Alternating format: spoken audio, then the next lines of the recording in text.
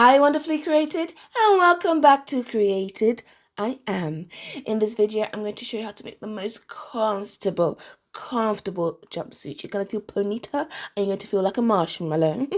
Thank you to all the Ko-fi supporters. This is your shout out corner. I really appreciate all that you do. If you'd like to support CreatedIAm by buying a Ko-fi, please check out the description box for the link. If you want timestamps, description box. If you'd like to buy the tools, description box. You can use a pattern piece or you could just use trousers and a shirt that you have. Also grab the softest material you can find that stretches in both ways. Some elastic, it could be as thin as this or it could be up to an inch thick, and 2 safety pins are optional if you want to have a scrunchy finish at your feet. If you're using a pattern piece, match the waist of your top bodice to the waist of the trousers. If you're using a shirt and trousers, take your shirt and match it roughly where you think the waist should be to the waist of your trousers. Then you need 4 pieces or 4 layers. So I'm going to take my material and put it right sides touching, then fold it again. Then I'll have 4 layers. The stretch should be going this way, but if yours is a 4-way stretch, you should be fine. Now, I don't want mine to be too fitted along the crotch, so I need to give myself some wiggle room at the crotch. So I'm going to blue tack my pattern piece and pull it to the top about 1 inch. If you have a shirt and trousers, just take the shirt and drag it up just so you have a bit of that room at the crotch. Then you're going to cut in 2 parts. First, cut the center seam. So you can see here I'm cutting up the trousers, then cutting the curve of the crotch, then taking it up the bodice. You can see here that as I'm cutting mine, I'm going straight up, so I'm not actually cutting the neck hole. What I should have done is just follow the neck hole here on my pattern piece, so I would advise you to cut your neck hole at this point. I didn't yet because I wasn't sure how I wanted my neck hole, so I do it later, but you can cut yours here. But before I cut the other half, we need to move the block. So I took my block and moved it around 7 inches. This is going to give you a lot of room. If you don't want yours to be that flowy, probably only move it about 3 inches. It's your decision. And then I'm going to cut the side seam, but not all the way to the armhole. I'm going to stop about 3 inches down and then just curve it out to finish it. At this point, if you'd like to add a pocket, you can. That's up to you. I'm keeping mine simple. And I'm going to remove 2 layers so I can work with 2 layers at a time. At this center part where the crotch is, you're just going to backstitch and sew it together. I'm using a zigzag stitch because this is a stretchy material. By using zigzag, you're going to allow this seam to stretch as you move. Once you've done, you're going to take the 2 pieces and you're going to open them up. Then you're going to put the right sides together. Attach them at the 2 shoulders, then sew the side seam, then sew the inner seam where the leg is, then sew the other side seam. And still use a zigzag stitch. I'm going to add a cuff to the wrist. For the cuffs, you can use a 9 by 9 inch square. First, you want to make a tube. So you're going to take the material and put it correct sides together so you can see the wrong side. Then you are going to sew down using a 1 centimeter seam allowance. At this point, you can open up this seam and iron it down so it's flatter. Put your hand inside the tube and then collapse it on itself so that the wrong sides are touching and you can see the right sides of the cuff. Take your jumpsuit and make sure you can see the wrong side of your jumpsuit.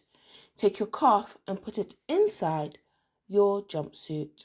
Then pin the seams so they match. The seam of my cuff matches the seam of my jumpsuit. Then I'm going to take the top of my cuff and match it to the top shoulder of my jumpsuit. Then you're going to crease the excess fabric at random intervals about 1 to 2 centimeters apart and folding down some material about 1 centimeter folds. It's not really that specific, and if you look carefully, my folds are actually quite different. Do be careful, you have a lot of pins in your piece, you don't want to jab yourself. It will be thicker at this point, your fabric, so you want to make sure that your needle is catching every layer and sewing it. I'm going to use a different method to finish the leg. I'm going to use elastic. Now you can see me here fitting the elastic around my hand, so I'm just checking that without stretching it much, the elastic fits around my wrist, because if it fits around my wrist, it'll be fine for my leg. I could just check it on my leg, but I was pregnant, so it was easier just to use my wrist. This elastic needs to be housed in a tube. So we're going to cut 2 long strips of material. The material should be 5 inches wide, and the length of it should wrap around the feet of your jumpsuit. What you're then going to do is seal it. So that tube, that rectangular tube, put it right sides together and join it so you create one large loop. Once you create that loop, we can then create the tube that the elastic's going to go in. The wrong sides need to be touching, so you're going to fold them together, and you're going to do this all the way around. Once you've done it all the way around, we're going to attach it to the jumpsuit. I pinned it as well just to make sure it doesn't come open as I'm trying to sew it down later on. Remember, you need 2 of these for both feet. Once you've done that, we're going to have to attach it to the jumpsuit. Make sure you can see the correct side of your jumpsuit. I'm going to bunch mine together. Then I'm going to take the tube I just created and put my jumpsuit leg into it. Then match up the seams. The seam of my tube will match the seam of my jumpsuit leg. You're going to then pin it in place. Take it to the sewing machine and sew it down using a 1 centimeter or a 1/4 inch seam allowance. But you need to leave a gap. I'm going to stop 1 inch or 2 before I reach where I started. That gap will allow me to insert the elastic. So you don't lose the elastic as you're working it through, I use the 2 safety pin method. You attach 1 safety pin to the top of the elastic, then you attach another safety pin to the bottom. Now the one at the bottom is also going to be pinned onto your material. Now do be patient with this method because it can take a while to get all the way around. Once you get back to the entrance, you're going to unpin both ends. Immediately take it to the sewing machine and put it on the widest stitch possible, and then use a zigzag going forward, back really quickly to secure the elastic in place.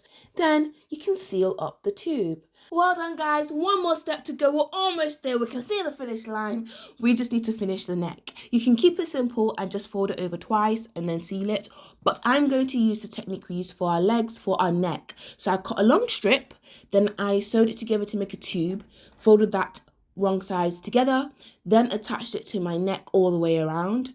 You can leave it loose or use a 2-inch opening to put elastic round to give it some extra scrunchiness, you know what I'm saying? I actually made this jumpsuit during my 3rd trimester. I also wear it now, which is why you probably notice sometimes I'm very pregnant and sometimes I look less pregnant, because one time I am pregnant and another time I'm not.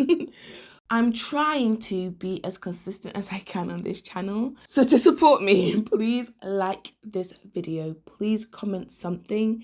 It might just be marshmallow. Please subscribe. Turn on the notification bell so you know when I actually post.